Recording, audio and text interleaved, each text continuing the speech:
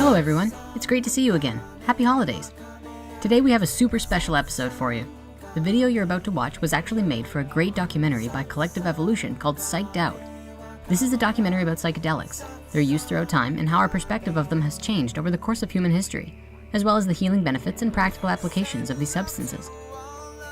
The documentary is not out yet, but it's slated for the beginning of 2017.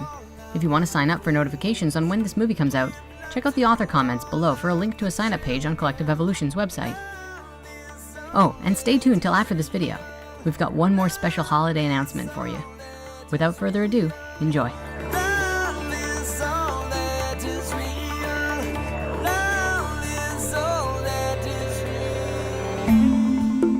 The first humans to ever use psychedelics in history is widely debated and discussed in the worldwide entheogen communities.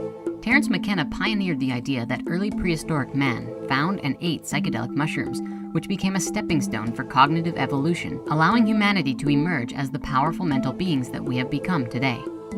This would have taken place in Africa and been at the fundamental basis for shamanism and animism, the earliest forms of spiritual beliefs on the planet that we know of today. Events such as these are, of course, not recorded in history, and thus are only theories at this time. It's important to note that, until we actually have a recorded history placing tangible dates on psychedelic usage, many of these dates are theories, and in theory, they could have been used a lot earlier in history as well.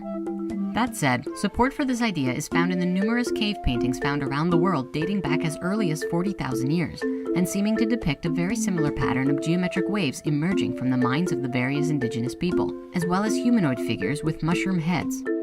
The first tangible evidence of psychedelic cultivation is debated, some claiming to find evidence of cannabis and psychedelic mushroom cultivation as early as 15,000 BC across Asia, where the more concrete evidence lies in 8,000 BC in Taiwan, with twisted strands of hemp being used in the making of patterns on clay pots.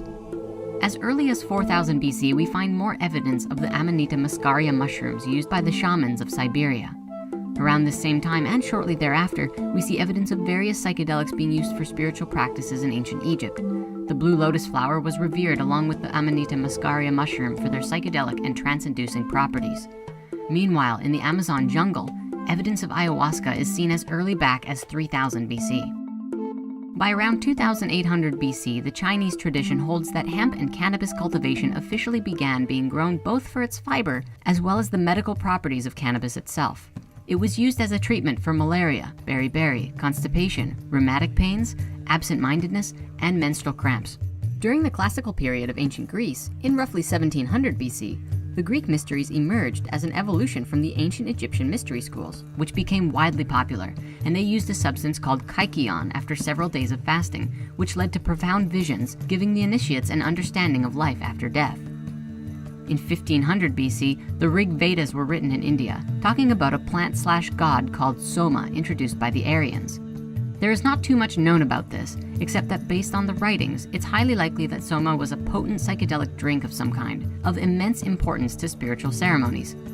It was known for increasing awareness, imparting mystical experiences, poetic inspiration, and even immortality.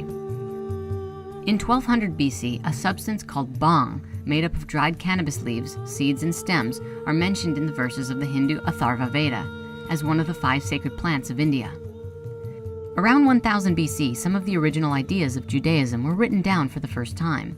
Of course, it has been speculated by many historians that many of these traditions were passed down orally for a very long time. In a newly emerging theory, the concept of the tree of life and the tree of knowledge of good and evil are believed to be the combination of the Siberian birch and the Amanita muscaria mushroom, which often grow symbiotically together.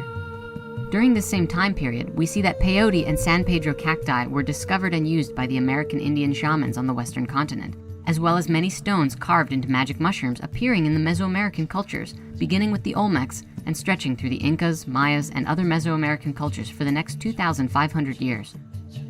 Psychedelics in Greece continued to be used for another 1,000 years in different forms too. In 800 BC, at the Temple of Apollo in Greece, priestesses would deliver messages from Apollo while intoxicated with smoke from henbane seeds. And in 700 BC, Herodotus described Scythians entering into Eastern Europe from Asia and introduced cannabis for the first time. In the 1st century AD, Josephus Flavius writes about the supernatural properties of mandrake, and Pliny the Elder discusses hemp at great length, completing his book Natural History in 77 AD. Though it's widely debated, there is evidence now that even Jesus Christ himself used cannabis oil in his healings. A substance called cannabosum is mentioned several times in the Hebrew Bible, and recent investigations have led to the discovery that this substance was most likely made up of cannabis oil. In the 4th century AD, Christianity became the legal religion of the Roman state and dogmatically condemned all other beliefs. Mankind entered into the Dark Ages, yet hemp cultivation became very popular in Europe for the next 600 years. Use and abuse of hashish became widespread and eventually was suppressed.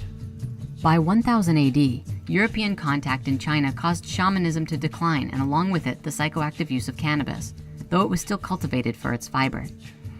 In 1500, this European culture sailed to the Americas and destroyed the Aztec Empire, beginning the Spanish colonies in the Americas.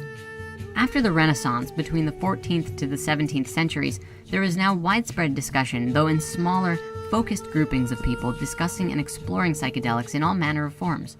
Everything from mushrooms to cacti, and of course cannabis, were discussed and written about all over the world in various formats. However, due to the Dark Ages, there was still a general religious stigma around them, and often those who cultivated or practiced with these plants were labeled as warlocks and witches, or considered crazy. As the white, largely Christian culture moved west and took over North America, Native American use of psychedelics were suppressed and demonized as well. Although as integrations of cultures did happen, by the 20th century many groups of people formed organizations to support their spiritual uses, such as the Native American Church, being formed around the protection of the use of peyote cactus in spiritual ceremony.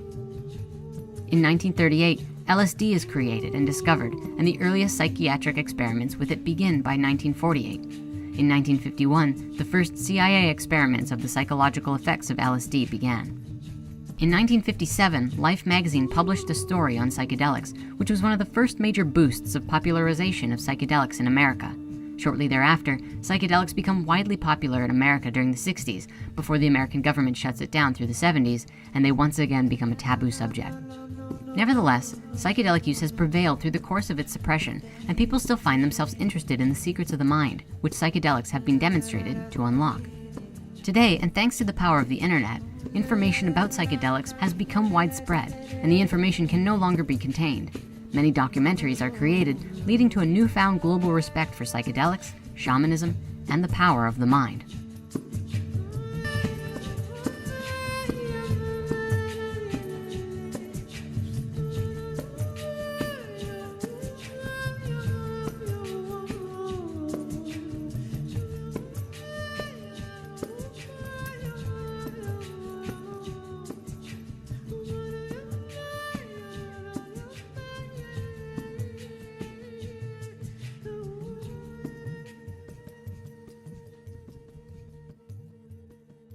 Thank you for watching.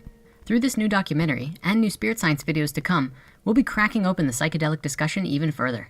However, in the meantime, we've been working really hard on another new project, and wanted to share it with you to celebrate the spirit of the season and the new year. For a long time, we've been dreaming of creating a fully animated tarot video series, but decided that before we could make a tarot video series, we'd have to make our own deck. So a lot of work has gone into it this past month especially, and while the full deck itself is not yet ready, the major arcana is. And so we've decided to put together a digital download pack with printable HD images just for you this holiday season, and we encourage you to make tons of posters.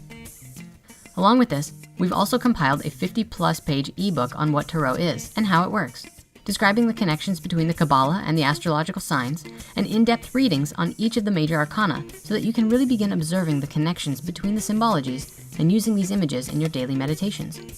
In the spirit of the season, there's a free holiday bundle that everyone can download, and the complete printable poster package with the full book is about half off till the end of the year. And you can go and check out our store here if you're interested. If you've pledged on Patreon, go and check out the Patreon feed for additional discounts too. And stay tuned, there's a lot more in development, and we're so excited for what's to come. Till next time. Yes, I'm gonna find a way to get to where I'm going.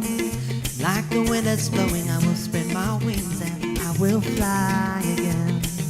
I'm gonna find a way to get to where I'm going. Like the wind that's blowing, growing, winding, finding new ways to collect and direct the word in present day. Come on.